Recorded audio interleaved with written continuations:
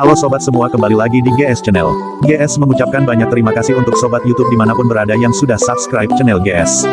Dan untuk sobat YouTube yang belum subscribe GS Channel, jangan lupa like, komen, share, dan subscribe GS Channel ya, semuanya gratis. Agar tidak terlalu lama, yuk kita saksikan bersama video dari GS. Taman Ujung atau disebut sebagai Taman Sukasada Ujung, dulunya tempat ini sebagai tempat pembuangan, namun sekarang sebagai tempat tujuan pariwisatawan domestik maupun wisatawan mancanegara. Dan Taman Ujung ini mencerminkan pertemuan beberapa budaya.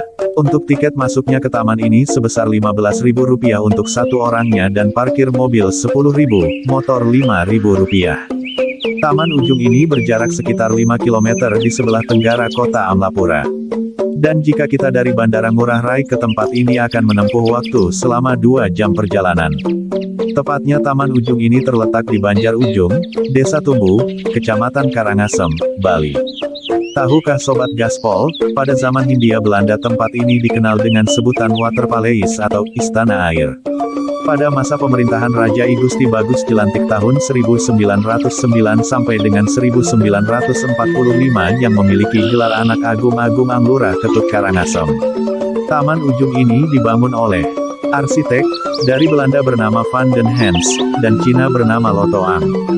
Dan juga melibatkan seorang undagi atau arsitek dari Bali. Pembangunan Taman Ujung dibangun pada tahun 1919, resmi dioperasikan pada tahun 1921, dan pada tahun 1937, Taman Ujung Karangasem diresmikan dengan sebuah prasasti marmer yang ditulisi naskah dalam aksara Latin dan Bali dan 2 bahasa, Melayu dan Bali. Taman Ujung ini memiliki luas hampir 400 hektar, tetapi sekarang hanya tinggal sekitar 10 hektar. Taman Ujung ini dulunya digunakan sebagai tempat peristirahatan raja, dan untuk menjamu tamu penting seperti raja atau pemerintah asing yang berkunjung ke Istana Raja Karangasem.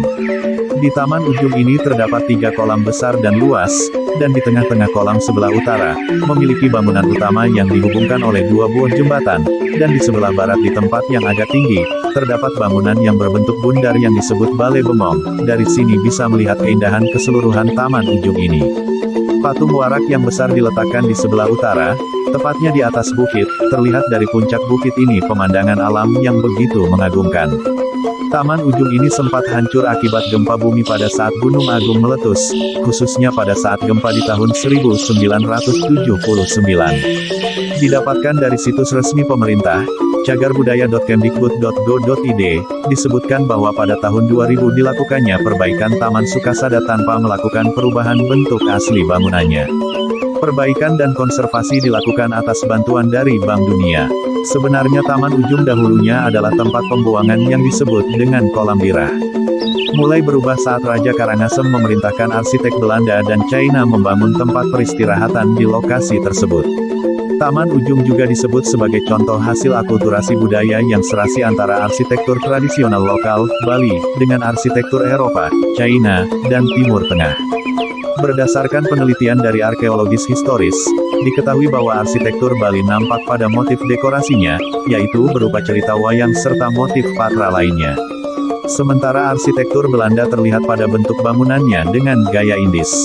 Gapura masuk, kolam segi 8, dan balai bundar atau disebut dengan balai bemong, mewakili arsitektur bergaya China. Perpaduan arsitektur itu jelas terlihat di bangunan taman gilinya. Pengaruh Eropa juga nampak pada kubah berbentuk setengah lingkaran yang memperlihatkan konsep dom dalam skala kecil. Kubah ini berbentuk 8 sudut. Selain itu, sistem pertukangan yang digunakan saat itu sudah modern, yakni pengecoran serta penggunaan cetakan untuk membuat relief di dinding bangunan. Padahal pada masa itu, cara ini termasuk baru dan langka.